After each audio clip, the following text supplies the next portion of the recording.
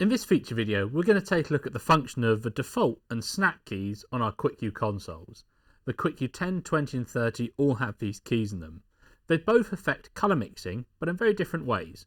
So we're going to start off by selecting our 4 Maverick spots, and I'm just going to turn them on like so. And you can see them now on in my visualizer.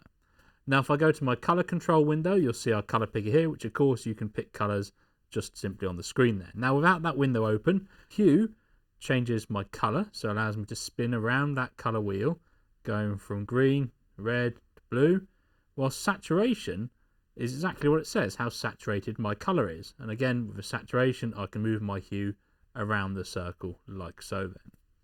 So my default button here, when I hit default, will set my fixtures back to their default colour. Now typically, most of our colour mixing fixtures in the library, the default is going to be white. But along the top of the screen, you've got your palettes. Palette number 1, which is white by default, is what we call our default palette. So if you'd rather your fixtures went to magenta when you hit the default button, all you do is simply update that default palette. Record, click on the default palette, tells you it's now recorded that palette. And now if I say set the fixtures in blue and hit the default button, you can see they've gone back to magenta because that is my new default value. The snap key has a different function and is useful when programming multiples of fixtures. Let's say I go to my home screen, I select my first spot, I turn it on at full, I go to colour and I set it into blue. I now want to copy that blue across to maybe some other fixtures, so in my case my other 3 spots, but without having to go and manually mix or match that colour.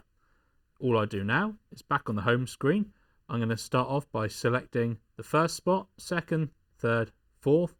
I'm going to turn them on. As you can see at the moment, spot 1 is in blue, the other 3 in my default magenta at the moment because I changed my default colour. I now hit the snap key and you can see the other 3 have changed to blue, the colour of my first fixture that was selected. So that's what the default and snap keys are doing on your QuickQ consoles.